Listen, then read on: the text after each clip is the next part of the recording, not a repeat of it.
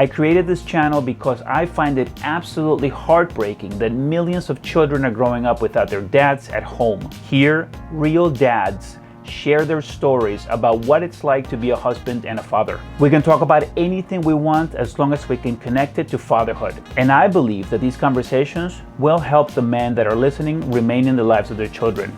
So, before we get started with the conversation, I want to ask you for 3 things, please. 1, subscribe. 2, share the content. And 3, if you want to have a conversation with me, write to dadnasium@gmail.com.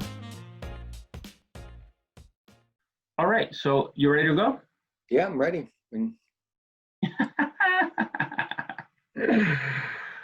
Mark, thank you very much for having this conversation with me. I really appreciate it. Oh, you're welcome.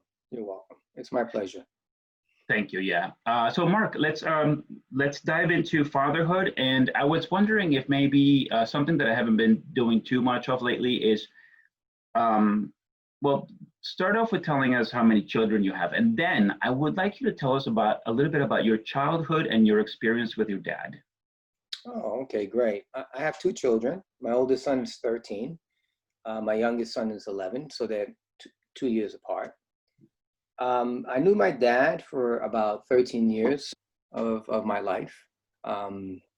He was an interesting man. You know, he was from Puerto Rico. He came here around the age of 18. He came with my mom, who at the time was about 17 years old. And he was highly intelligent. You know, he enjoyed the arts. He also enjoyed reading and writing. And when he came to America, you know, he was hell bent on not even assimilating to American culture, but to almost acculturating to American culture. You know, so that meant that in the home, you know, when he was home, there was no salsa, no merengue, no arroz con gandule. There was no, we didn't speak Spanish. We didn't eat Spanish food. We listened to Spanish music. And it was fascinating, you know. So when he would leave to go to work, my mother would pull out the Hector Lavoe music and make all the Spanish food. And when he was home, he was making, you know, all the staple American meals. You know, he was a good-looking guy. He was charismatic, but he also suffered a lot as well mentally. You know, he had a lot of mental issues. He suffered from bipolar disorder, and at that time, they didn't have the medicine that they have today. You know, the type of therapeutics that were in place were like lithium and things of that nature. You know, so he was either like in a really good place or in a really dark place. You know, and he kind of lived in those, it was like those 2 diametrical, you know, existences. It wasn't balanced, you know. So so there was a lot of dark times in my life with him. You know, they weren't always good, but like I said, you know, it was good and bad, but to these extremes. Yeah. So, you know, when it came to the goodness, you know, he educated me. He taught me a lot about sports. He introduced me to culture. He introduced me to music. He introduced me to poetry, writing, reading, meditation at a very young age. But then on the dark side, he introduced me to things that were very dark and very dreary. And, you know, so it was tough. You know, it was one or the other. And the same held true with my mom. You know, he had that same kind of relationship with her. And then around the age of 13, my parents had finally separated, you know, and he actually took his own life. You know, he got to a point in his existence that he felt that he needed to move on, you know, and he left a plethora of stuff behind, you know, stuff for me and my brothers to read, personal diaries and journals that he left specifically to us, you know, and his philosophy of life and what his hopes and aspirations were for us, you know. So it was a very tumultuous relationship, to say the least, you know. So I always tell my brothers, you know, we laugh when we talk about our dad, you know. I would always tell Eric, you know, and I don't mean this in a denigrating way, because like I said, he also did a lot of good things as well. But I would tell my brother, you know, just do everything opposite from Papi, and you'll be a great father. You know, we would laugh about that. And I guess the point I was trying to make was, you know, sometimes when you view something in life through a distorted or negative lens, it kind of accentuates the positive, right? Because now you can compare and contrast that experience Yeah. and be like, well, no, this isn't the way one should live, or this isn't the way that one should feel, or the way that a father should treat his son, or even the type of husband he should be towards his wife. So you can almost like kind of learn how to do the right thing by coming in through the back door, if you will. You know. That's what you've done. Yeah, I think to a certain degree, I learned to kind of take the good and filter out the bad, right? And be like, oh, no, no, no, no. Like he was very demonstrative in his ways, and I always told myself as a dad, I would always use my intelligence and my compassion and my ability to communicate, to educate my children, as compared to utilizing fear and domination, which is so common, unfortunately, with so many dads. Yeah, but that's how your dad was. That's how he. At times, yes. So when he was in a good place, Ricardo, then he was more intelligent and more cerebral and more spiritual in his approach. But when he was in that dark place, there was no rationale to be found, you know. And but yet many fathers, I think the good fathers find the balance, right? They understand the human capacity for good and evil, and they kind of guard against, not being too tough on their kids, What are So that's some why of yeah, I'm sorry, go ahead. no, no. What are some of the what are some things you can share that some great things that he did that he while he was Yeah, but Dr. Jekyll. So he was a little bit of a Dr. Jekyll and Mr. Hyde. yeah, you might. Did it feel that way? Yeah, I mean that's a great way to put it.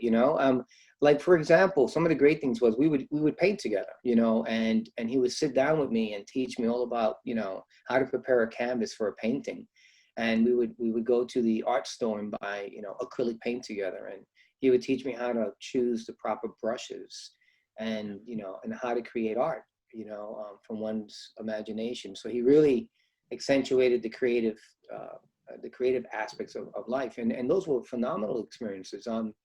He was a great sports fan, so at a very young age he taught me how to play sports, and that was always an integral part of my life. you know um, Philosophy, we would sit around for hours on end. I'm talking at the age of 9 or 10 years old. I'm reading Thoreau and Edgar Allan Poe. When I was in sixth grade, I was so far advanced in terms of culture and multiculturalism and just having a larger view of the world than any kid I knew. They were Yeah. kind of relegated to just their lives in the neighborhood, whereas my dad was, constantly taking me to museums, inundating me with just knowledge. So I mean, I owe him a huge debt of gratitude. If it weren't for that training, if you will, and that exposure, I don't think I would have been able to fend for myself in today's world. Well, did you feel like did you know when it was coming, when the dark side was coming, or were you? Yeah. No, I knew, and I knew how to avoid it. It wasn't always avoidable, and there were times that I would have to use, really deep psychology to talk them off the cliff, if you will, to keep them from maybe crossing that line. And it was Wait, tough. which line? The line to be mean to you, or Right, being mean, being abusive, being aggressive, being physical, and things of that nature. So I had to utilize all those tools of psychology and all those tools of intelligence, and context when I would speak to him. I would literally talk him out of meetings, if you will. yeah, The term, but yeah, I would literally talk him out of it, and kind of, it didn't always work, but when it did work, I was grateful. yeah. How old were you when he? When he took his own life, I was just turning 13. So that's a Oh my God. big transition in a boy's life, right? When you think of girls and puberty and the hormones that are kind of percolating through one's brain. So that it took me years, you know, to kind of, I had to go to therapy when I was in high school, mandatory at that time, you know, and I learned, you know, in therapy how to be open, how to be vulnerable, you know, how to talk honestly with people. You know, that's why even today at my age, I don't have any qualms with sharing these experiences because they're, you know, they're a part of my history and my story, you Yeah. know, and I think having therapy early in my life, you know, really helped me, you know, adjust and kind of get through the pain and, you know, all the questions that you have and so on, you know, so. Yeah, and as time went on, I've, you know, I've learned forgiveness. You know, I've looked back on my life, and you know, the human mind is very unique because I don't remember a lot of the bad times. I Yeah. always need my older brothers to remind me, and I think that might be a defense mechanism or some type of way of my mind just kind of putting those things aside just so that I could, you know, live my life, you know, without having to be tethered to these, you know, negative memories and emotions from the past, you know. Yeah. Yeah. That you used the word forgiveness. You mean you had to learn to forgive him? Correct. Right. I had to learn to forgive him, you know. What did forgive him leaving you as he did, or the things that the dark side did to you? Well, Yeah, I think all of it, right? I think okay. the entire experience, you know. But you know, it's yeah, you know, I mean, sometimes I wish he would have hung in there a little bit longer, you know. And you know, of course, you know, I kind of imagine how he would have been if he had an opportunity to meet his grandchildren, you know, to see me grow up, fall in love, get married, you know, go to school, earn a living, you know, it's those are proud moments for parents, you know, and but you know, sometimes those demons are too powerful, right? And sometimes the pain is too deep.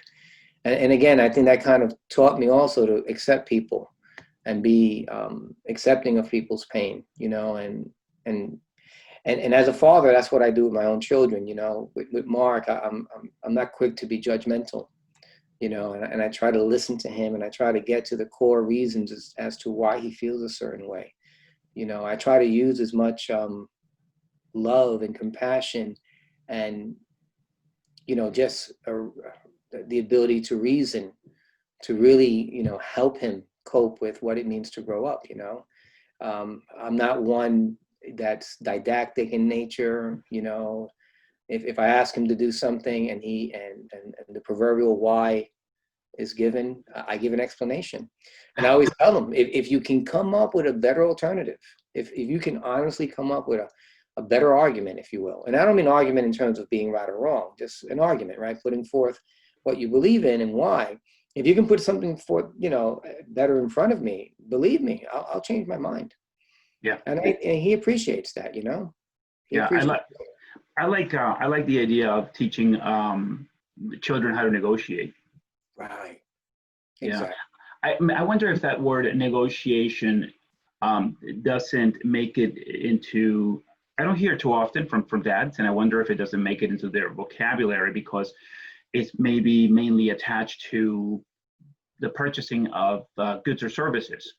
But in reality, it's so much, and teaching children to negotiate is so much about, helping them get the things that they want out of life, right? Yeah. And also that even if he's 13, he can still attempt to have a discussion with an adult, because I think that, right, it almost seems like in the past it was very much about, you don't talk back to adults, and that really put it stifled creativity by children, right? Yeah. And here you're saying to your son, hey, go ahead, come back with something, Right. and you're willing to change your mind. Well, absolutely, you know, and even when he puts himself in, like, you know, I'll give you something mundane, you know, like he very often he'll lay on the couch and he'll have his feet up on, you know, up on the wall, but his head is, you know, 3 inches off the floor, and the floor is made of, you know, a base of concrete with tile on it, right? And I remind him, like, Mark, you need to sit up, you need to sit upright, please turn around and sit upright, because if you happen to slip and fall and lose your balance, there's a good chance that you can, really injure yourself and hurt your neck. And then I sat down with him and I explained to him the risk and reward analysis. And I said, let's look at the risk and what the reward is, and it's interesting because he'll sit there and he'll listen. I'm like, well, here's the risk. The risk is you break your neck.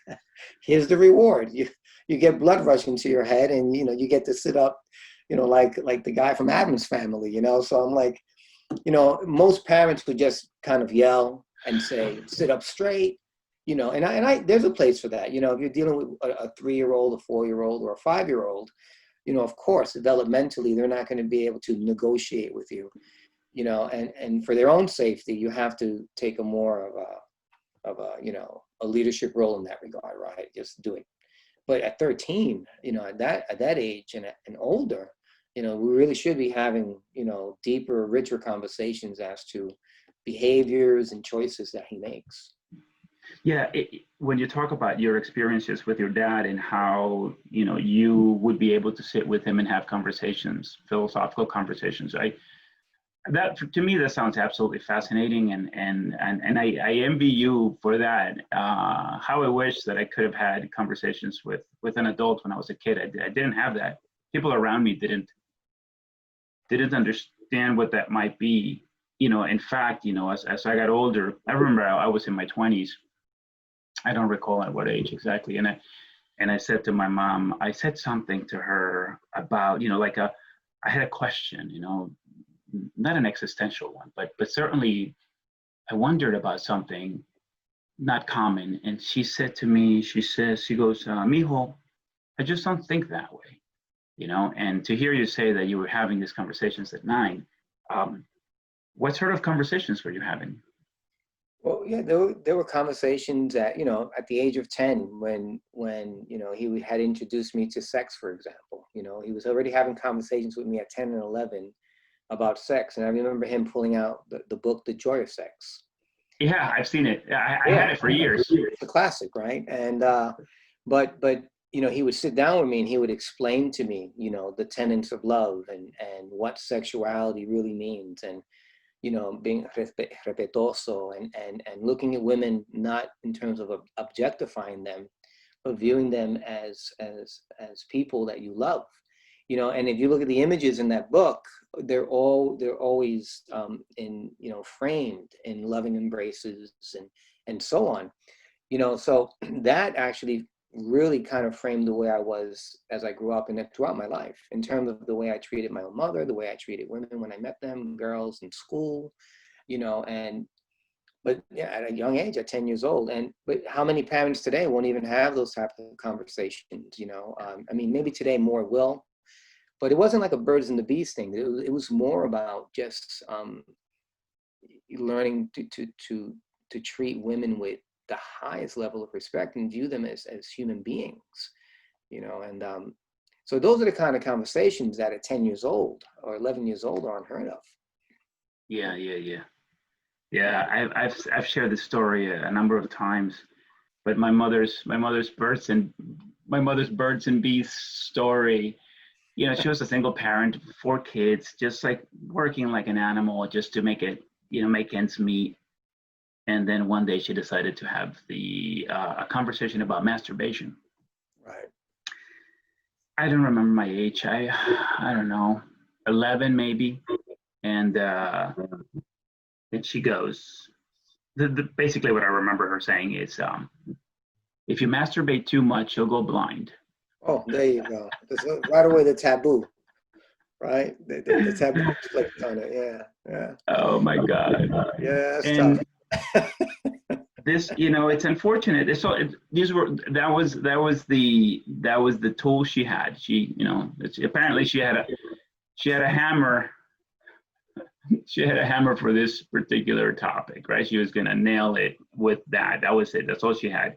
Right. And I've laughed for years that she really missed an opportunity to teach something, but that's all she had. And the reason I don't come down hard on her for having she at least tried. She didn't have any any other information. I remember, and this is interesting because her generation, they grew up with a different kind of psychology for raising children. It was at the time, it was what was popular in psychology was behaviorism. So and the reason I found that was because one day I said, why didn't you hug me when I was a kid? I asked her, and she said, because at the time, what was believed was that if you hugged boys, you will make them soft. Right. And yeah. It was the reason why crying babies were not picked up, in the middle of the night, because it was believed that if you picked up a baby, you were going to, create a behavior. He cries, you pick him up, then he's never going to sleep throughout the night. Today, we now know, all of the studies show that when a baby cries, you go pick him up. And then, when he calms down, you put him back in the crib and you rock him back to sleep. And then he grows up to be a better, a more adjusted person, Right. And that's the reason, right? Yeah. But it wasn't obvious, again, at the time it was behaviorists who were leading the field. And so a lot of us suffered because of those ideas. It may be, but it got us, to some extent, they got us to where we are now with, right. Where we're more caring with our children. I often hear people talk about how children today are soft, but I think that and maybe the pendulum might have swung a little too far to one side, to the soft side, but the way that things were before, it was just harsh. It was harsh on children, and when I see men being hard on children, like 2 years old, 4, 6, 8, 10, when they're too hard on them, it's like they're still children. I mean, you were mentioning, you could yell at Mark for hanging upside down, but you could just as easily have a conversation with him. Right? I also understand that there's a lot of parents that are under immense stress. They're not making enough money.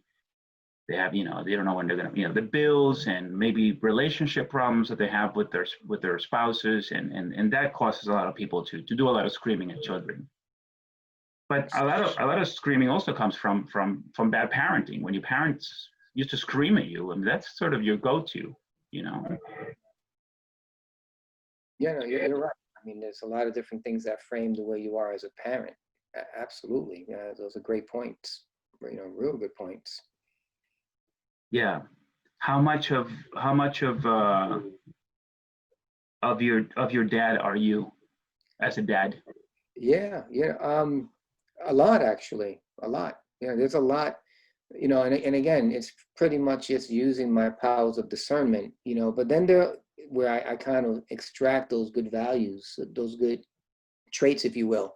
But it would be disingenuous for me to tell you that some of those negative traits don't find their way to the surface either, but at least I'm aware enough to know to suppress them and cast them aside, and I think we all have that capacity. I think we all have that capacity of real deep darkness and great goodness. It's the human condition, and acknowledging that's important, because then you can think yourself out of situations that maybe normally you wouldn't. And kids will push you, and Mark, and it's funny, even with my wife, I'm constantly reminding my wife, remember, he's a child, you keep going down to his level, and what you need to do is raise him up to yours. And I like that line a lot. I like that line a lot. It's tough. Don't go down to his level. Yeah. Bring him up. And there's a reason why you shouldn't go down to his level. And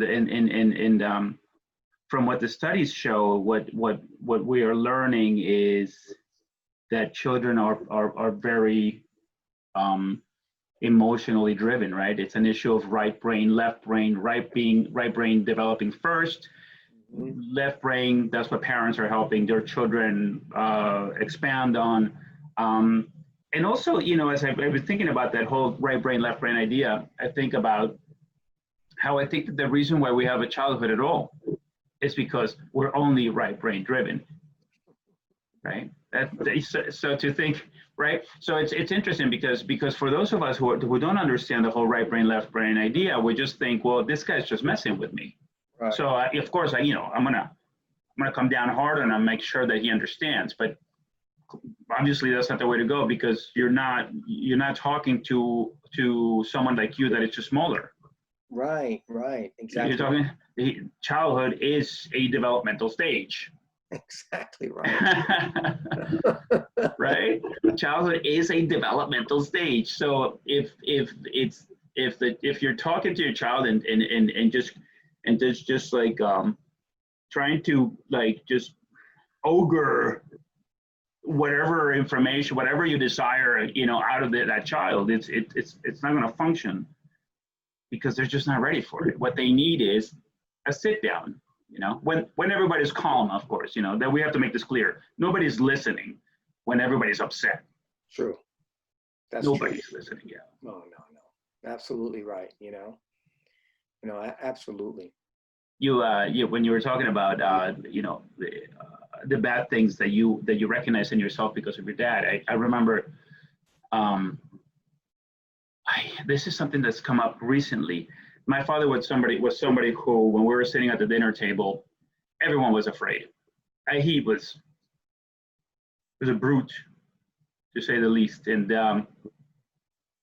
you sat at the table and you ate everything, because otherwise you were never going to get up. You were never going to leave the dining room table. Any mistakes made at the table, you were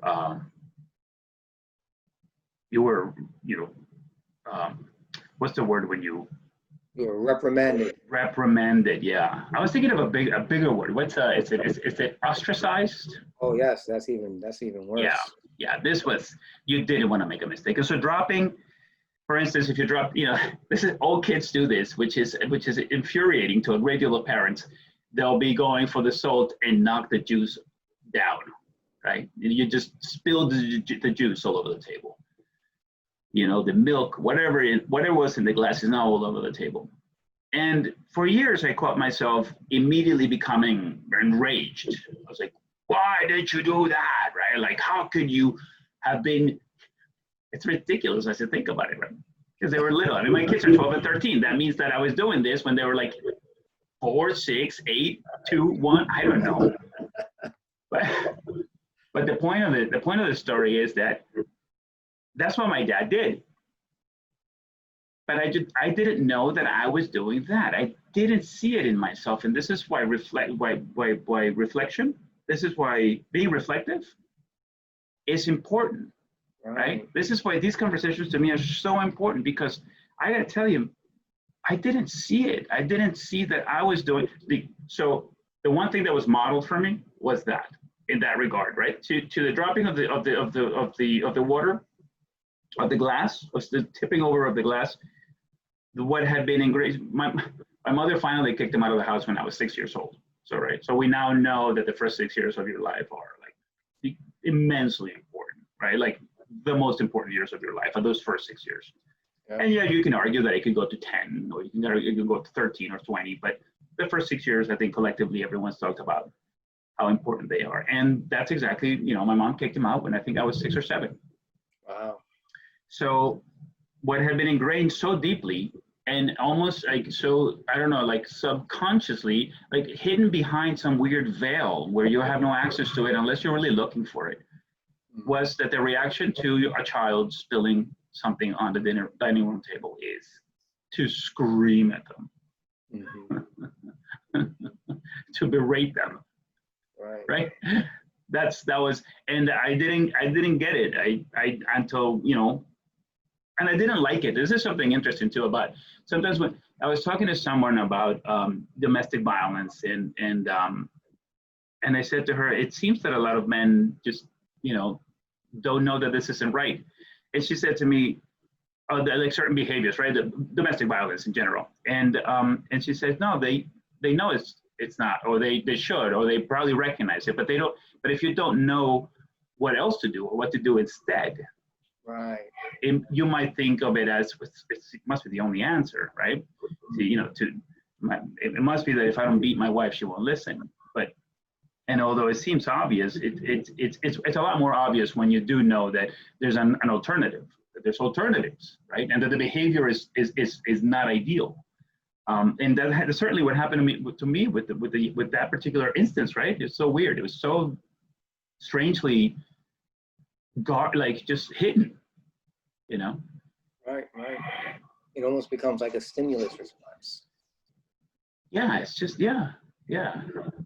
just recorded a long ago, and then you just forget that it's there, and then and it's interesting because I was the child, and that you know I have this idea that I've been thinking of for many years, that in talking about how to be a good parent, as like how can you be a good parent? What sort of idea can help you become a good parent? And I've used the term perspective based parenting, right? Whatever was done to you that you didn't like, don't do that.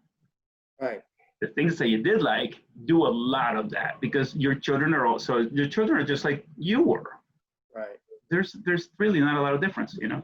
But even though I understood that, I didn't know where where that behavior was coming from. Meaning that unless you stop to think about how you are being as a parent, how you're parenting, you may still be making a lot of mistakes, even if you, right? Even if you can very clearly understand right from wrong. Mm-hmm. So the point being here, I think that the best way to be a good dad and good to your partner or to the child's mother is to stop and think from time to time, to find a little time for reflection, so that you can say, well, and to ask also. Do you ask Mark how you're doing from time to time? Yeah. Do I ask him how he's doing or how I'm doing? How you're doing as a dad? As a dad? No, you know, that's interesting that you mentioned that. You know, I think I should do that. I don't think I've ever asked him, you know, straight out, well, hey, what do you think about me as a dad? You know, like just, you know, that's a great question. You know, and I think I'm going to pose it to him. I'd like to hear it, see if he can articulate it to me.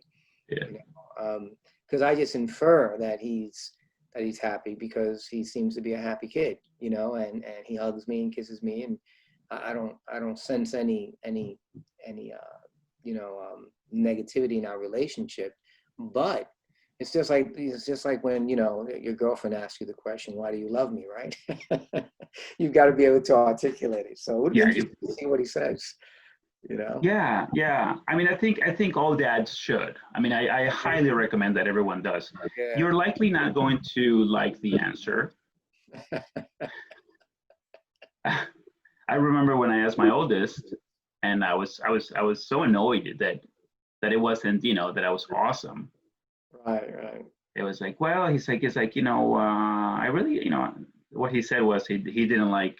How old is your oldest now? 13. 13. Right. Yeah, and he said, so, well, you know, you used to be so angry, and I was like, man, really? That's the only thing you remember? I've done so much with you, right?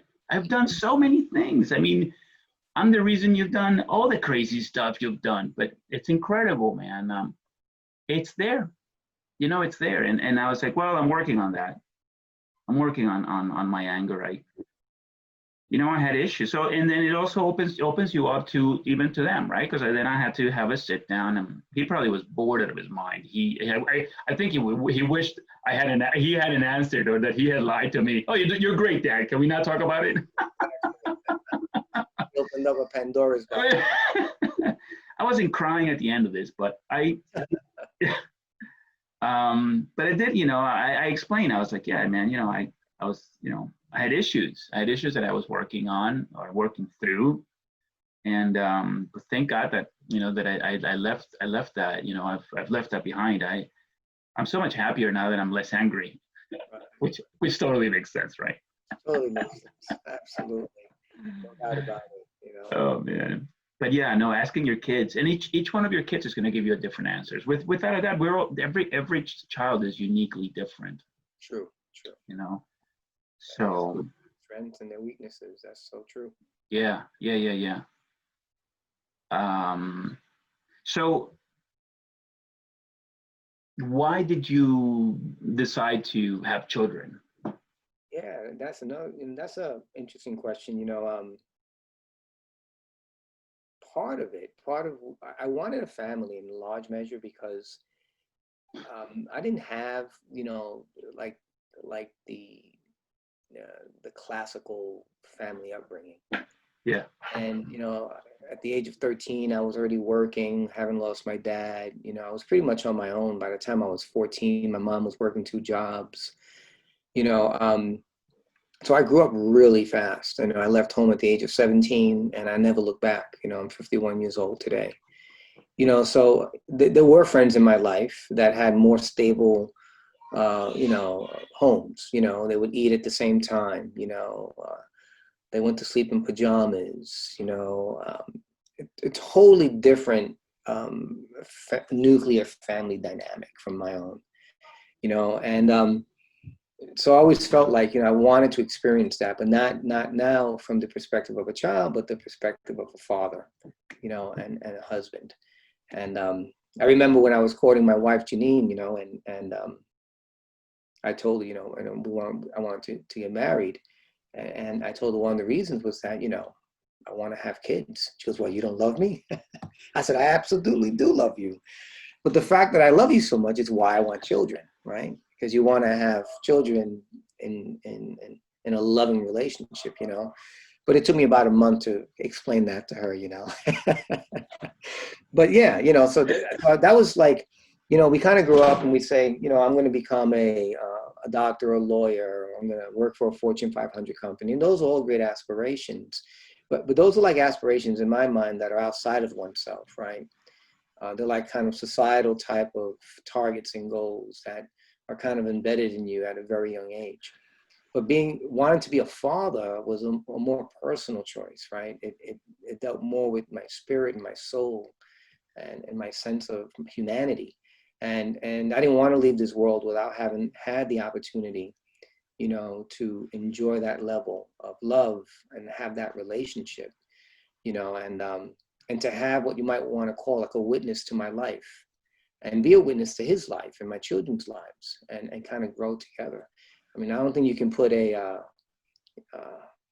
dollar figure on it, and today that's one of my greatest struggles because, working and maintaining the home and all the responsibilities that come with being a father beyond just being a father to your children, but being a provider, and also trying to find balance for your own wants and needs beyond your own children.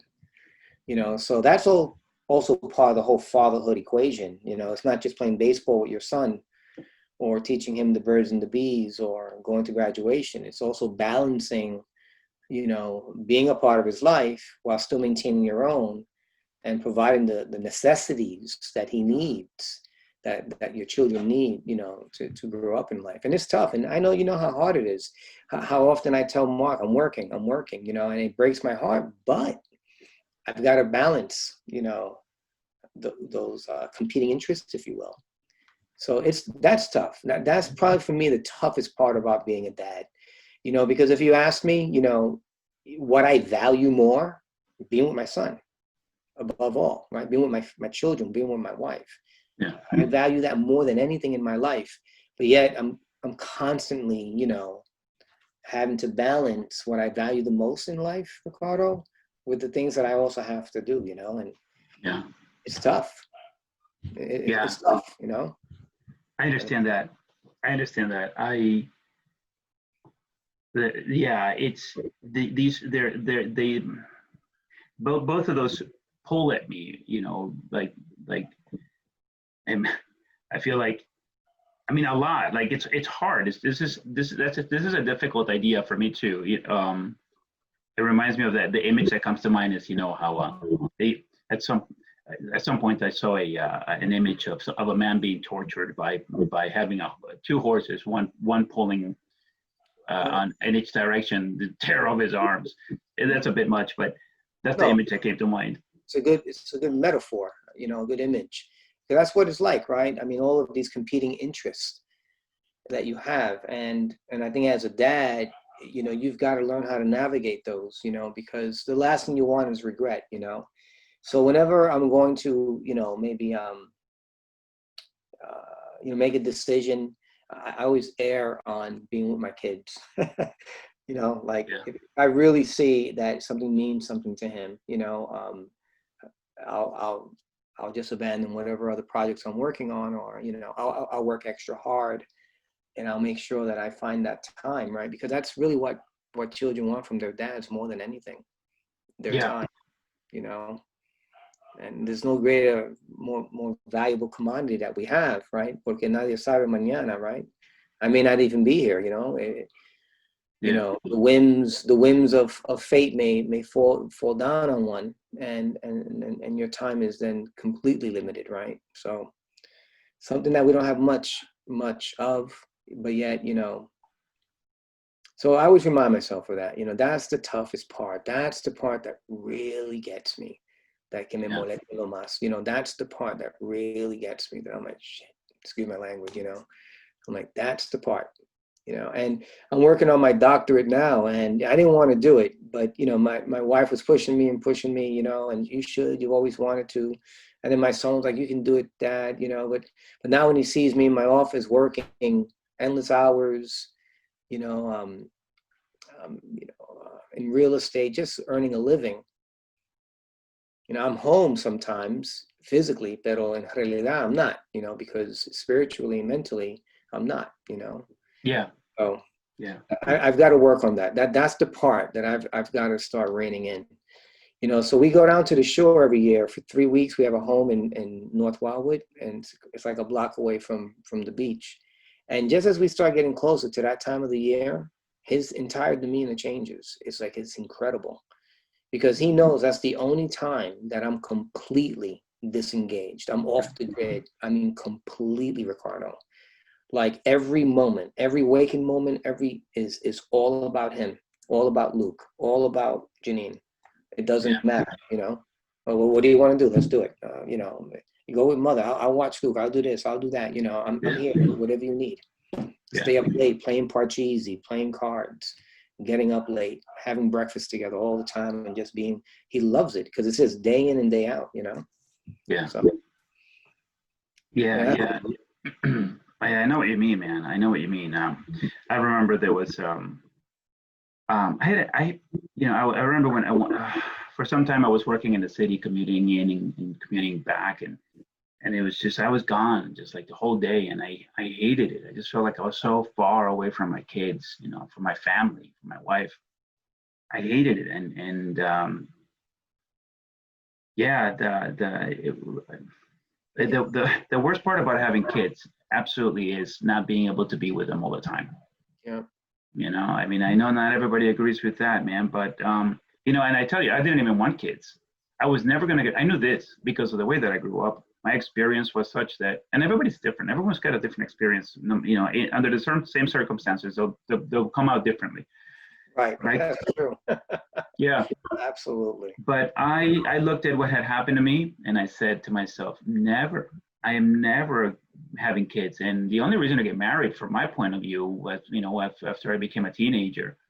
So as a child, I knew that I was not going to have children. But as a young adult, I knew that I wasn't going to get married, because the only reason to get married is to have kids. Why would I get married if I'm not going to have kids?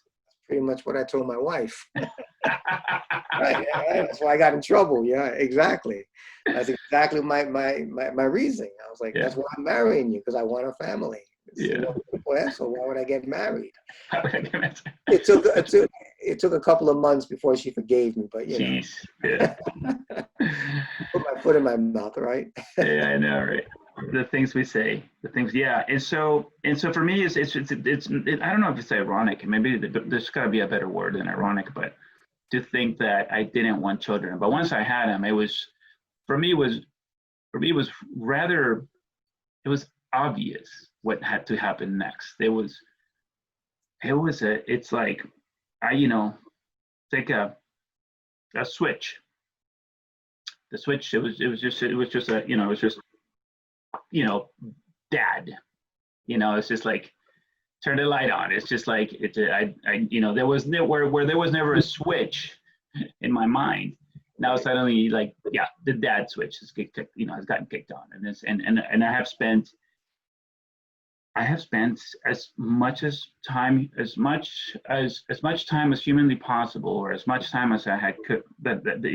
For instance, and you were talking about, you're getting your this degree, right? This additional doing this thing where you have to be away, even though you're home.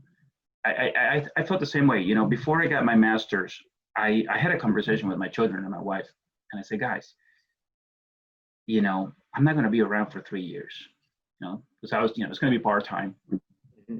And I said, but in my case, I was able to do it online, because if I couldn't imagine having to drive from work to a building somewhere else and then come home or whatever.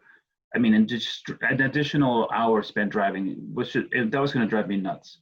So I was able to do it from home, but I still had a conversation with it, and I was like, look, I'm going to miss all of your wrestling matches. I'm going to miss all of them. So for 3 years, I missed literally, 90%, 99% of all the wrestling matches. I saw them on videos when my wife recorded them. And it was hard, I was home and I'm studying, and I got to deliver a paper and answers and read and research, and like all I could think of is, I wonder how they did, I wonder how many matches they got. I wonder how they did, and I would sit here and wait for a picture of, they write their numbers on their hands of how many matches, right? So match 50. So if it was 51, 110 or 280, I knew there were going to be 3 matches, right? And that was just going to be so painful, because I was going to miss all 3, and every time my wife would be like, okay, he's about to go and get on the mat. And but anyway, so we had a conversation, and I told him that I was going to be absent. I was really, really concerned. But then a funny thing happened, where, because I was studying in my office in the basement here, and this is where I studied. This is where I got my master's.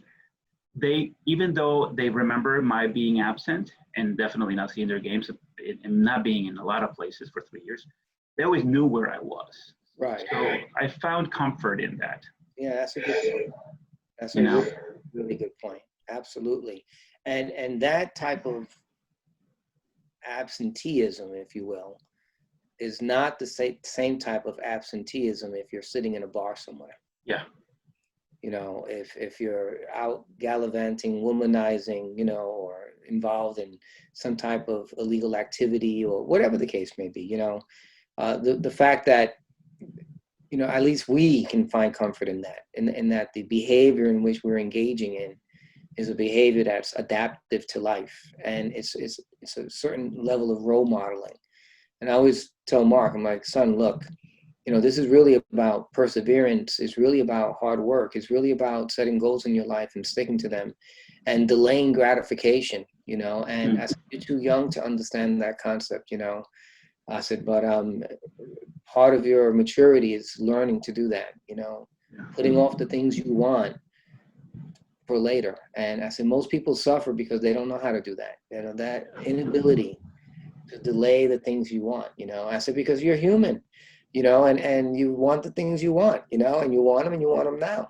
And you don't want to wait for them, and you don't want to work for them, and you don't want to sacrifice.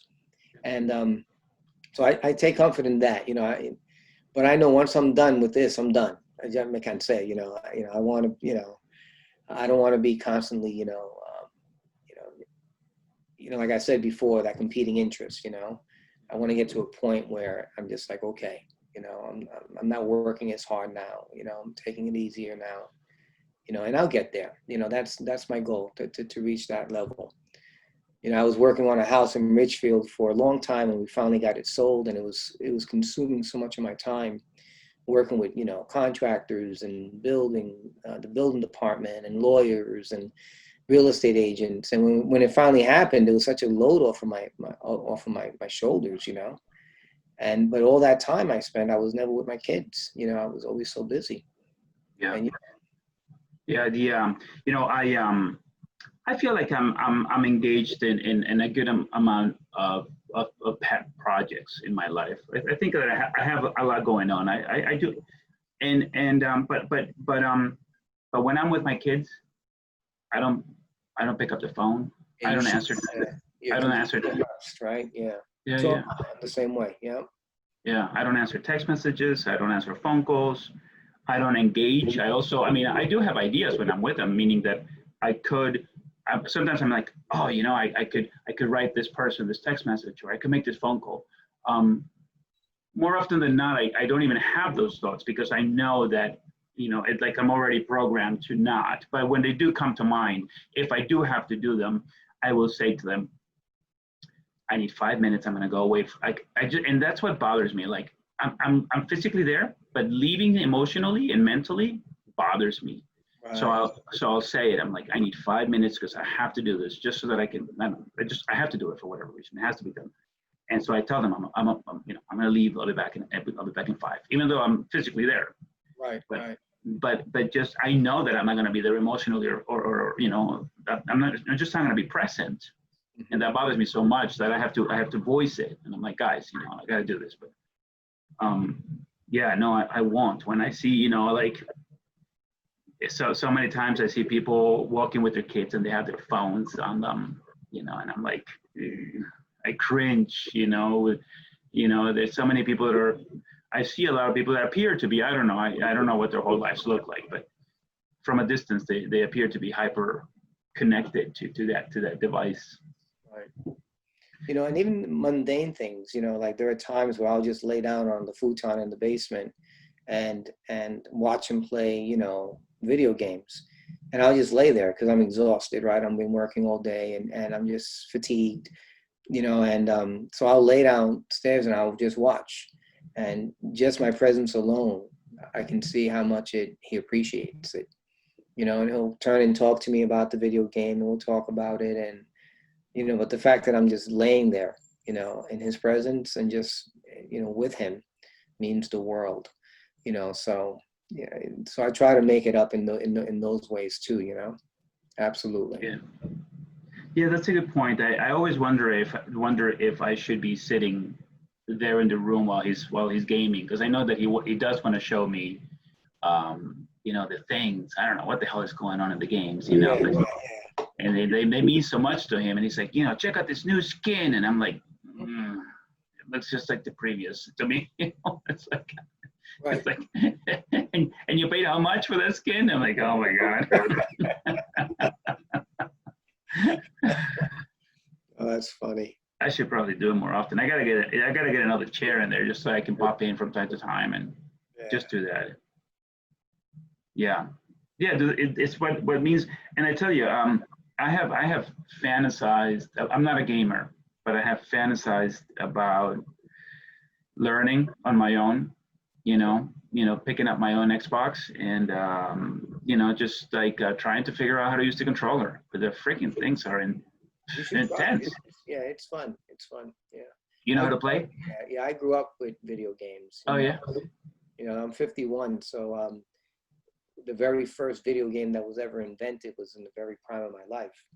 So I'm very fortunate that I was able to see technology advance throughout all these different iterations, if you will. And I laugh with my son at times because he'll talk to me about video games, and I'm like, Mark, I was playing video games before you were born. You know, so what you're doing now, I used to do too. You know, and so that's why I don't worry too much. You know, because I remember spending an inordinate amount of time playing video games when it was Atari. Really?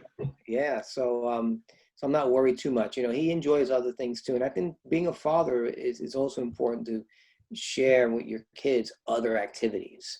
And I know you know, you do that with your son, if I'm not mistaken. You take him camping a lot, right? Oh And yeah. you bring him out into nature and things of that nature. So, you know, I try to do the same with Mark, you know, and get him out from that video world. Not so much because it's bad for him, but just that so he can see that there's more to life than, you know, the mimicking of life in a video game, you know? Yeah. You know, so. Yeah. There's a fascinating book. Where did I put it? What did I do with it? I had it here, but I wanted to share with you because there's a lot of people who have, I thought I had it. Hold on. there is Jane McGonigal. What did I do with the book? She wrote this amazing book called Reality is Broken, and I've mentioned it a number of times. What the heck? Hold on.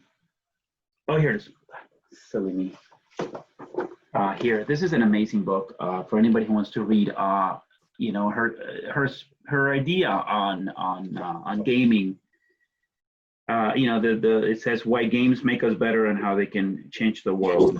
Yeah. Yeah, it's a New York Times bestseller. Fascinating, awesome book. I highly recommend it for anybody who says, oh, you know, video games are, you know, are rotting our kids' brains and they're bad, and you know, and I've said a number of times, I'd like to say it again, and that is, you know, when I think about where my 13-year-old gets to go daily, and you know, these amazing campaigns with strategizing and friends from town, and the, you know, the weaponry that they get an opportunity to do. And you know, there's this game called, oh man, Ark, maybe called Ark, and they have dinosaurs, and my boys have always liked dinosaurs, and so in this game they have all of the dinosaurs, and they get to tame them and eat them, fly them.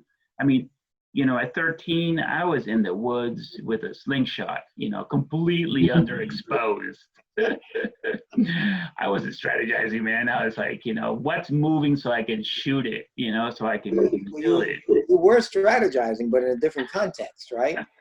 You were out in the woods with your slingshot, and you were figuring out, well, you know, if I'm going to, you know, shoot this animal with my slingshot, I better make sure that the angle's right and I'm hidden behind a rock. Well, you're kind of doing the same thing, but in a virtual world, you know? Yeah, no, the worlds that these guys get to spend their days in are absolutely fascinating, and the graphics are incredible. You know, they get to fly, they get to swim, they get to build. I mean, Minecraft is amazing. You know, the things these guys are building, it's incredible. I mean, you know, kids today are having this opportunity to try out so many dreams by adults, like you know, the architecture, right? I mean, the you know, the kinds of things that they get, and the materials. You know, they get to use wood and brick and metal and windows and fire and floating and flying, and like, it's incredible. I love it. I am not against gaming at all. No. At all. And the book helped me. I mean, obviously. Right. I needed to know what the hell, you know, I was like, well, what should I think? I didn't know anything about gaming, right? I mean, you grew up with gaming, so to a great extent, you knew that gaming was okay, right? You know, you played. Huh? I'm the one who introduced him to games. Oh, no way. Yeah, I'm the one who bought him his first Xbox and put a, you know, and it was, you know, where I drew the line was I didn't allow TVs in the bedroom. Yeah. Yeah, so, you know, so as much as I still had an affinity towards technology, and I was not cyberphobic in any way, shape, or form, I felt that my son still had to be a part of the whole technological culture, because it just permeates every aspect of our lives. Right. You know, I couldn't find myself putting a TV in his bedroom, and some of his friends have them, and I'm like, Mark, no. I said, it's a part of the me. When you go to bed, I said, you want to read in bed, and you want to read a comic book or read a book with the lamp on, and then you know, go to sleep. That's fine, but I'm not gonna have technology, you know, follow you into your bedroom. Yeah, that's a tough one, Mark. I certainly did not want that either in their bedroom. But then at a certain age, so they didn't have a TV in their bedroom until. You lost that battle. No. So no, I didn't. It was never a fight. What happened was, something happened, and I separated them, or they wanted to go their separate ways. So they had a bunk bed, so we're sleeping together in the same room always. But then one day when they needed to separate, I just didn't have enough rooms in the house for them to play separately. So meaning I'm the kind of guy, and everyone's got their different setups at home, but I cannot stand the idea of a TV in the living room. For me, that's like, I'm like, I don't want to come into my house and see a TV. But everyone's different. Like some people say, well, I don't want to go into my bedroom and see a TV, and I get it. So then this is my setup, right? So then what happened was, well, once they were in separate rooms, where am I going to put the TVs? Well, there's now I need two TVs because I got two Xboxes. Right. And so like and so and I don't have meaning I don't have an extra two rooms where I can put the TVs. So the TV had to go in their bedrooms. That's different. Yeah, that's a different set of circumstances. I didn't want to. Yeah. But anyway, yeah. The one thing that I think about often is the whole issue, for me, the issue with technology is that, we don't know, I've said this a number of times, where the way that I grew up, it's so different than the way that they're growing up. And what I don't know is how to prepare them for the world in which they're going to live. That's the question I ask myself. Right now, I like what you're saying. No TV in the bedroom. I wish, yeah, I wish I could take it out of there, put them in a different room. But I think that we sort of have to assume that this sort of tech is here forever. I don't think I think that we have to know that gaming and the way that gaming has evolved is going to be part of their reality. A decade, 2 decades from now, God only knows. But I think that what I'm trying to do is, as I think ahead, prepare them for a very tech-driven or tech-immersed world, in which I didn't grow up. I didn't grow up in that. I was like, there was no tech for me. I grew up in analog. So for me to try to help them, help them grow up in a world that is not going to exist for them seems absurd. So I'm trying to guess at what might be the right way. And that's where sort of like, the limitation on gaming, like how many hours per day, what kinds of games, right? All that stuff. It's like we're just sort of like fumbling in the dark from my point of view. It's like guessing. Like when they come to me and they go, Dad, but I want to play longer, and I'm like, dude, I tell you, man. And in talking about negotiation and having conversations with your kids, I said, look, as far as I know, nobody really knows how much gaming is too much gaming. It's all a whole bunch of theories. We're not going to know until your generation gets really old and we find out what the hell happened, right? Did your brain turn to Swiss cheese, or are you absolutely so much more amazing than the prior generation? Who knows? We'll find out. But until we know better, we're going to do the best we can, and the best we can is we're going to limit the hours to this much.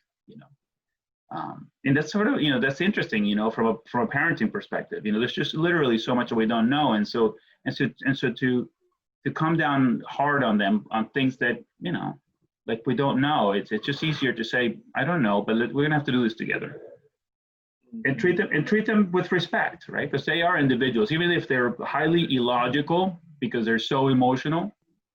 Still, give them respect because they'll remember that. Of course. So. Absolutely. You're right. There's no doubt about that. Yeah. Really, really, really good point. What sort of things do you do with Mark as you plan outcomes into the future, right? Like, what sort of things do you think you do? Like when you know what I mean? Yeah. Well, what makes it. My relationship with Mark is unique in the sense that, he has a younger brother that is, has Down syndrome, and he's also autistic, and my son Luke is profoundly disabled, and so there's this balancing act constantly of kind of foreseeing the future, right? As parents, we are constantly looking at, all right, be in the moment with my kids today. Looking in the past to see how our own parents shaped who we are so that we can be better parents today. and then looking to the future, trying to go into the future, creatively with our imaginations to say, okay, where we want to be and how do we want to be in the future. So with Luke is unique because with Luke, my greatest concern is, his well-being in my absence. So I've had to sit down with my oldest son, Mark, and say, look, I'm letting you know now, I'm not sugarcoating this. I said, but you have to be prepared that as you grow older and you mature and you become a man and hopefully a father one day as well, that you're always there for your brother. That no matter what happens, that you have a moral obligation to be his keeper, especially considering, the condition that he has to deal with, And interestingly enough, what Luke has done for Mark is that Luke has taught Mark to be compassionate beyond anything I've ever seen.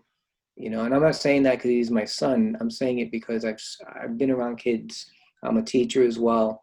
And I just see the way he is with other children, his friendships that he has, the way, he views people and it's incredible, and in large measure, that's because of Luke.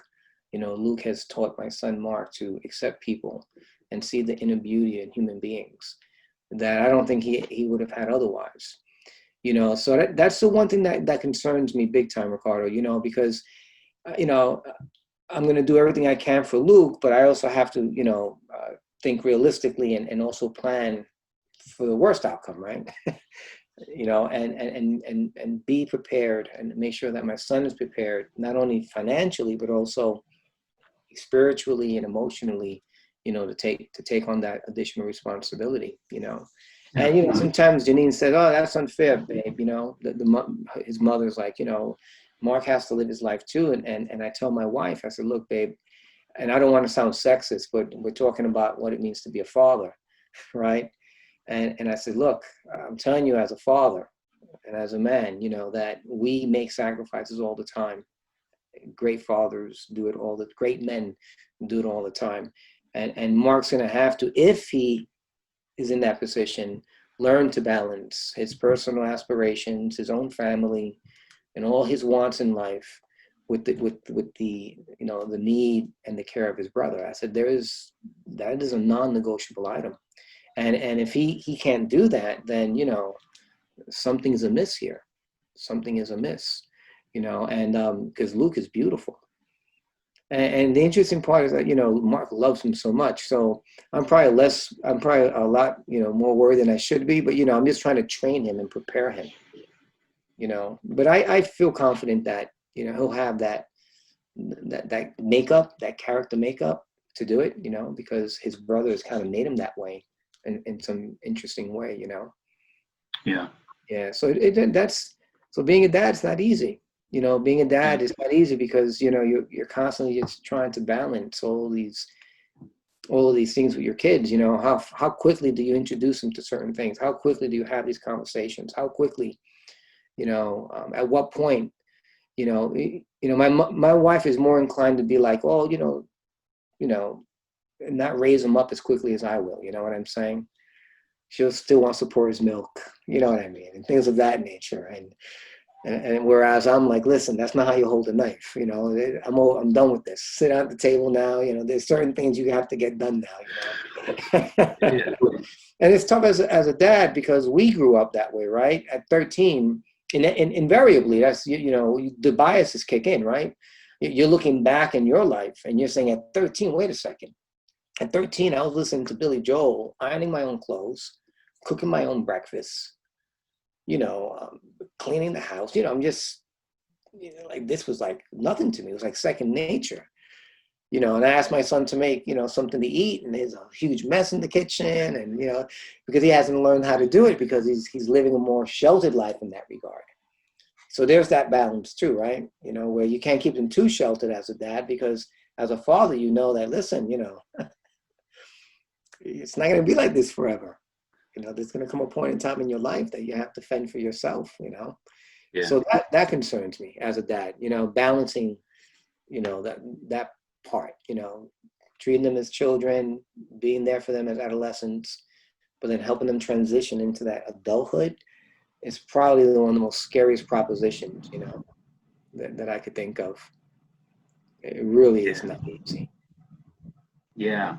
Yeah. It's, yeah, I think often about what am I not teaching? What am I missing? What am I missing? And Ricardo, you said something really interesting before. You said, what kind of, I have to be aware of the kind of world that my children are going to have, right?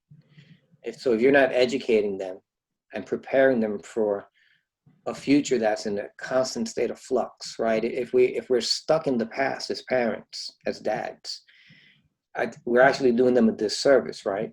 I think that, to your point, we've got to be able to look at where's the world going? What's going on in society today? What skills do our children need?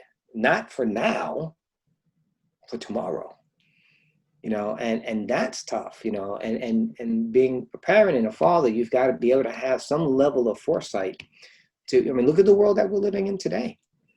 It's not the world that it was 10 years ago. The skill sets are different, and I think compassions and collaboration and learning how to work with people is going to be more important in the future than it's ever been. And that's why I try to explain to Mark, you got to put that selfish gene aside at times, and you've got to start thinking about not just your needs and wants, but the impact that you have in the lives of others, because, we're going to need each other, collectively in the future. We need each other collectively today. And we're not getting that, we're having a lot of problems finding that common ground as a society, because everyone's thinking about themselves only. Yeah, there's a lot. I've been thinking about that lately. There's a lot of a lot of what appears to be wrong with our society is that it's become so much about what can I get for myself, right? And well, the reason for Facebook to spy on people is because if Facebook doesn't do it, somebody else will. So someone will do it anyway, right? So it's like, yeah, there's a lot of really weird stuff. But yeah, preparing for the future, man. But going back to the wives, it's my wife treats the boys like children still sometimes, so often, like we were just sitting at the table earlier, and I'm showing my oldest how to do something, and my wife is sitting across from me. Now so this thing that I'm teaching him, she doesn't know how to do. Okay, but this is her. Hold on. I'm teaching him. She doesn't know how to do it, but this is the kind of mother that she is. So he's trying, and then she goes, "Oh, do it this way." Right. I'm like, "You don't know how to do it." She's like, "Well, yeah, but I understood the directions." And I'm like, "What? I'm teaching him, butt out." Or it's like, the boys are hungry. So, somebody say they're hungry, right? One of the boys is hungry. That means that, both of them must be hungry. So I'm like, all right, they'll get something out of the kitchen, right? There's food in the refrigerator, right? And she goes, yeah. But then she goes downstairs, to feed them, to feed them. Like, come on, they're big enough now. Right. It takes time. And I don't, and I'm not upset about it. Look, I'll take her over being overly nurturing over the opposite. Absolutely, I totally agree. Yeah. Absolutely. Yeah. I would have liked to have been pampered. Sure, me too. Yeah. Pampering with me. Yeah, exactly. So. I think about my kids, and I think about how awesome it is that I have been, I don't know, man, I've been blessed to be able to give him a childhood, like I just don't feel like I had one. I was living in fear, from early on, being alone for as often as I was as a child it was not fun. It didn't feel like childhood. Yeah. Didn't feel like that was just my experience. You know, when I tell these things to my mother, she gets upset. But she tells me that wasn't her experience. And I'm like, well, you know, we're not comparing, Right. you know, I'm not knocking you just because I didn't have a good childhood. I didn't have a good childhood. It's the problem apparently is only mine. So why are you upset with me? Right. You know, why are you annoyed with me? I'm the one who didn't have a good time. And I mean, that's true. You know, So true, you know, and that's one thing that I feel proud of, I have to say, you know, if you think about accomplishments up until this point in my life as a father, you know, that I've done that. You know, I've been able to provide Mark a good childhood. You know, we have a great many memories. Not a perfect one because no one has a perfect childhood, but I know that his childhood is in many respects better than mine. And what I mean by that is that, you know, he's not growing up in an environment that is um, this environment here is always a caring, loving environment. You know, it's there's never fear, there's never physical violence. There isn't any of those really, you know, dark, maladaptive behaviors that are so common in so many households. You know, he's never had to contend with child abuse and things of that nature, or domestic abuse that you alluded to earlier. You know, and that's not a childhood. You know, that's just learning to survive at a very young age, yeah. right? That's what that is. You know, a childhood is about really transitioning into adulthood and enjoying the process and building those memories, you know. So I know for a fact I have that with him, you know. And one thing that I've started to do as well, I have a journal, and in that journal, it's just a journal from me to him. And it's just about done. I'm working on my second one. I'm hoping to leave him behind at least, you know, a nice compilation of journals. And these journals are going to cover every conceivable topic that one can think of, where he can go back to those journals in my absence when I'm not here anymore, and he can kind of just refer to them. And you know, because he will come across certain issues in life that we came across as fathers. And I'm hoping that he can open up that journal and be like, well, what does Pop say about this issue here? And be like, and I write it in a way as if I were talking to him.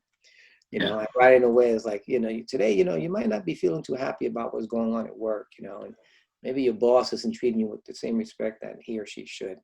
Let me show you what I used to do when I had to go to work and I wasn't happy, you know. Yeah. So. That's nice. What I like about that most, so it's not a thought that I've had. I do like to write, and I do have a journal.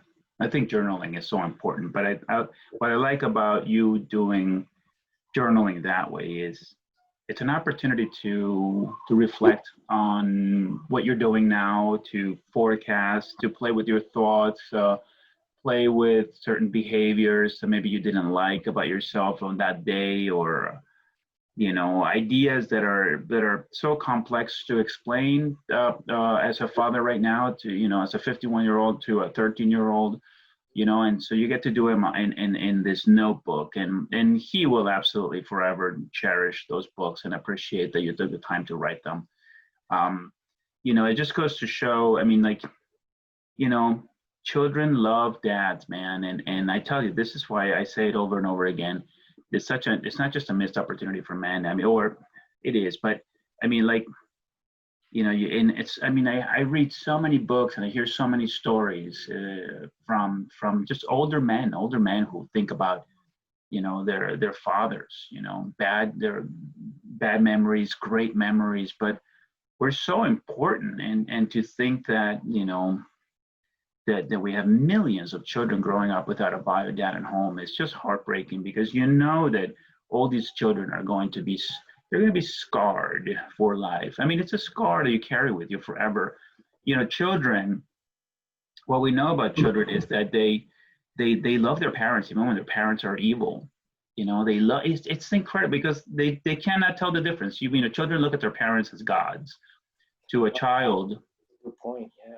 yeah, to a child, their parents are their window to the world. Yeah. right? When whatever they see their parents do or hear their parents speak is what the world is.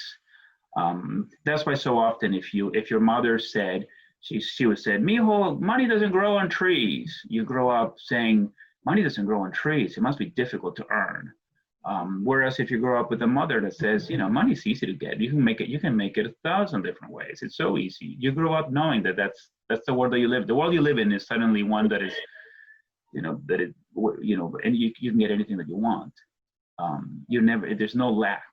There's no absence of anything. But evil. There's parents that are like just they grew up in horrendous situations, and suddenly not suddenly, but they now are parents, and they're just being as good as they could, based on the way that they grew up. And so but we can make changes, is my point, right? Like I was saying, I can continue to berate my children for knocking down the milk on the table, or I can stop, because like you said, you've taken the time to write these journals and reflect on your behaviors and think about how you could be a better dad, and suddenly we can become better people. And there are scars that we're carrying from our fathers that they're going to be harder to overcome and to rid ourselves of them, so that we can replace them with better behaviors. But that doesn't happen unless you're thinking about it. Right. Unless you stop and think about it. Yeah, that's true. And I think as a dad, you also have to really determine what is important to you as a father, for your children to learn, and the type of people they want to become. I think, in some households you might have a dad where they're everything's economically driven, right? The value of a man is predicated on how much he earns.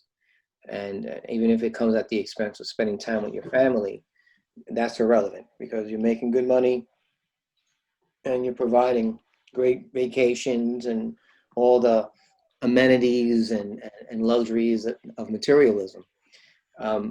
But I'm not concerned so much about that with Mark. I'm more concerned about him being a good human being, and I constantly remind him of that. I constantly tell him, look, so you didn't get an A in that class. That's fine. And you didn't get an A because you didn't study, or maybe you didn't understand it as well as you should have, for whatever reason. I said, but the way you treat your mother, and the way you treat your brother, and the way you are with your friends, and the fact that you're a good person, and you're kind, and you're gentle, and you're compassionate, I said, those things matter to me more, because those are the habits that are going to get you through this life. If people don't trust you, if people don't like you, you're doomed. And you better hope that you're, Albert Einstein, and you can live, in some remote place, aloof from everyone else, So, I mean, that's the most important to me. And I meet adults, men like us, and that are not well-adjusted, that are not kind, that are not compassionate, they're not good people. And it breaks my heart, because I know that they were kids once, and they had a dad once, so it's really, really important, to be there for your kids and help them, and help them achieve that potential. Sometimes kids need to go to therapy too. Sometimes kids need to meet and talk to other people besides a father. And fathers have to have enough courage to admit that, and sometimes bring other people into the fold, Yeah. Oh man. Well, when Mark has a great relationship with an adult, I love it. He loves Mr. Umanya from Roosevelt, here in town, and he does the basketball. And every time he speaks of Mr. Umanya, he always speaks of him in glowing detail. And I've never once sat there ever feeling as if, well, how can you talk about him in such a beautiful way? What about me? You know what I'm saying?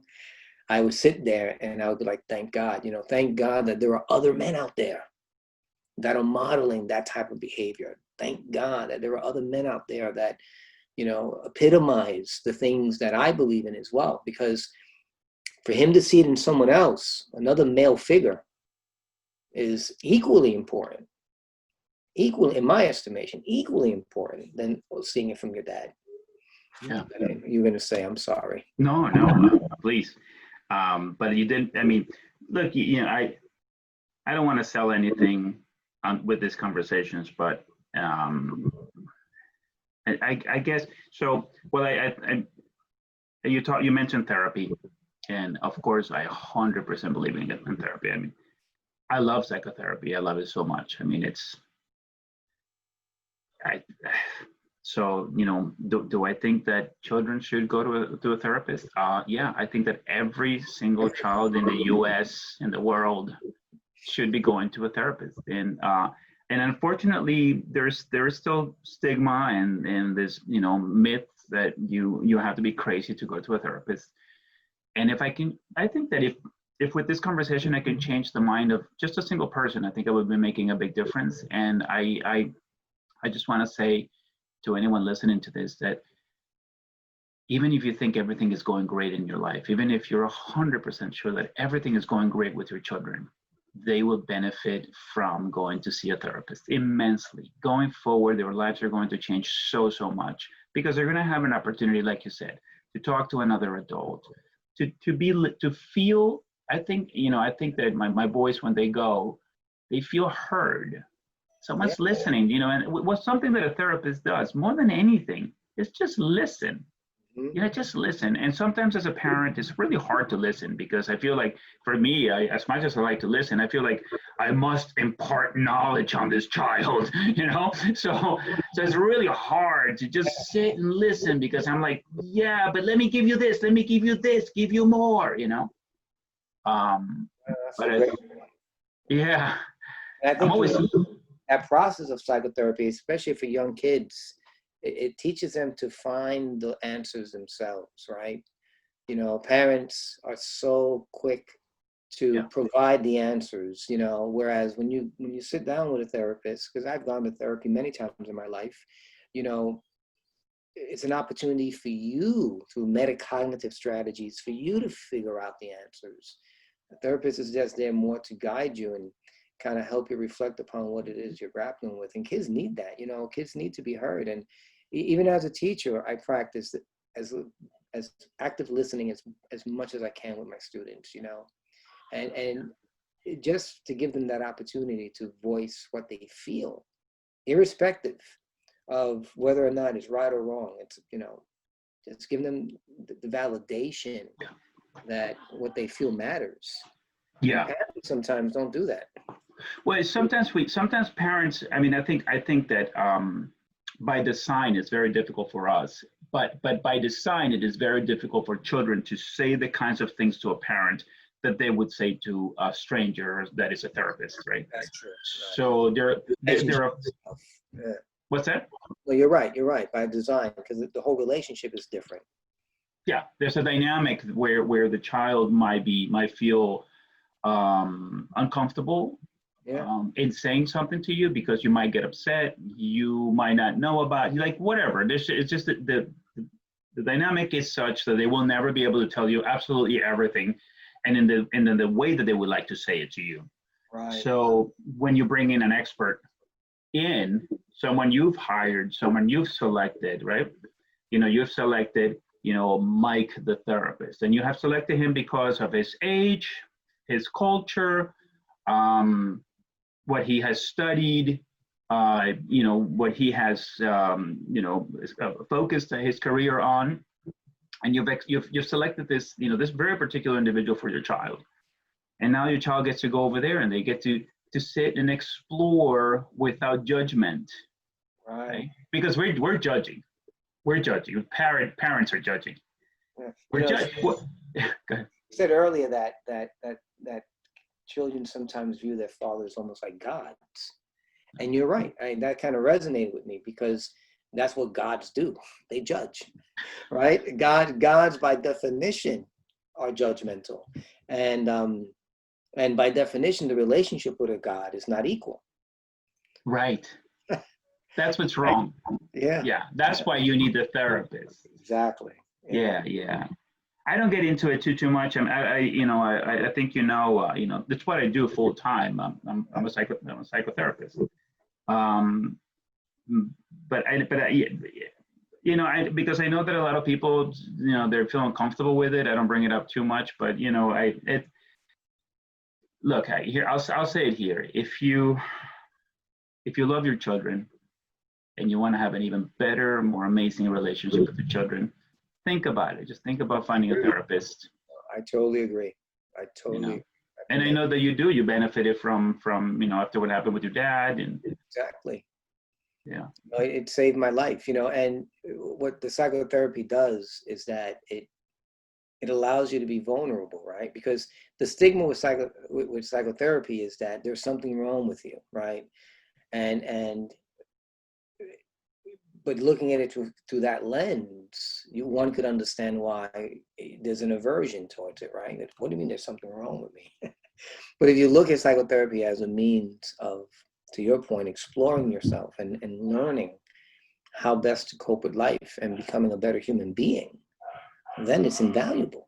It's invaluable. I mean, we're creatures of communication. I mean, even this podcast that you're holding and is in many ways and shapes a form of psychotherapy, in the sense that people are opening up and they're talking about some really critical issues in their lives. And it builds that sense of community and stuff. And I can tell you that anyone who's been on this show with you has has gotten off feeling better, walking away feeling better. It's important, man. That communication is key with human beings, and that's what's lacking, our inability to communicate. It's yeah. our true inability to listen to what people are saying. To listen. Yeah, it hurt us. It hurt us a lot growing up in a culture where where men were tough. As a child, the whole idea of the idea that boys don't cry, and Right. when you fell and you scraped your knee and you wanted to cry, your dad was like, "Stop it!" Boys don't cry. Boys are tough, Yeah. and that sends a wrong message. Because then you grow up and you go, I'm not. I was told to not get in touch with my emotions. I shouldn't feel, and tough men don't cry, and that mean and so then it's just such a snowball effect into your relationship with your wife is going to be running on it's not going to be running on all cylinders for sure, because you're not sharing your emotions, and just because you have emotions, and just because you express them, and just because you cry, doesn't make you less of a human being. In fact, it's what's so weird about it is, like, if you cry and you can share your feelings, you're better off. Right. That's the irony, right? It makes you more human. It's crazy, right? It makes you even more human. Absolutely, this ability to like release your. And what's crazy, I have this story to tell you. I've been thinking about this extensively, and I realized I was talking to a group one day, and I said to them, I said, but men do cry. They do cry. When do men cry? And Mark, I think if I give you enough time, and I'm going to give you the answer because I don't want to set you up. Men usually cry when they're drunk. Interesting. Right? When they're drunk, they will cry. So they'll go to the bar and they get smashed, and then they'll be they'll do that drunk crying over all the mistakes they've made. The problem is it's a horrendous time to do it. You're not going to remember the next day that you had that you felt, that you had emotions, that you cried. You probably made it worse when you came home drunk, right? Passed out on the front lawn before you made it into the house. So there is this need. We do have it. We see it in bars. We see it in drunks. Drunks, they get so emotional. Usually, you never see them drinking. So crying. So there is this very useful. It's a very useful tool. I think it's quite a skill to share your feelings, to explore your feelings, and to cry from time to time. It's okay. And I gotta tell you, even as I'm saying these words about being okay to cry, I struggle with that. Like, I'm saying it, man, but I'm not a crier. I mean, I took my kids to this one event once, and I had to like write like write something to them. The event was about, like a family coming together or whatever. And I was talking to them and I started crying, and they were already older. I mean, we're talking about, they were not 8, 9 years old. 8, 9, yeah. Let me make sure that's right. Yeah, maybe like 8, 9 years old. And they saw me crying. They go, Dad, I've never seen you cry before. And I'm like, holy moly! I mean, to think that your child, after 9 years alive, right, has never seen you cry. But because as I grew up, man, you didn't cry.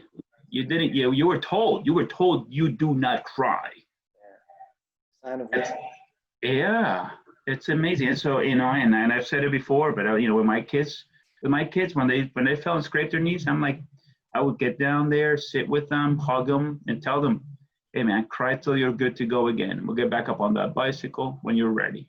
Cry, cry, cry. And the moment I say, this is the craziest thing. The moment I said to them, go ahead and cry, they stopped. They stopped. It's not that they didn't go nuts and it's like, oh my God, now I can cry for another half hour. No, it was the opposite. They stopped. Oh, okay. It's cool. All right. Yeah. All right. Let's go. Right. Everything's okay. Yeah. It's okay for people to cry. It's okay for children to cry. Absolutely. 100%. And hug them, tell them you love them, and hang on to them until they're good to go again. Boys or girls, whatever. Just sit there, hug them. Don't say anything. Shut up. Don't teach anything. Don't teach them. Well, this is the reason you fell off the bike, off the bicycle, or this is the reason you fell, or this is the reason you hurt yourself. It is not the time to sell anything. You're not teaching anything at that moment. No, you're not. You're not. Just shut up. Let them cry. Okay? Just shut up. And then as soon as they're done crying, still don't sell anything.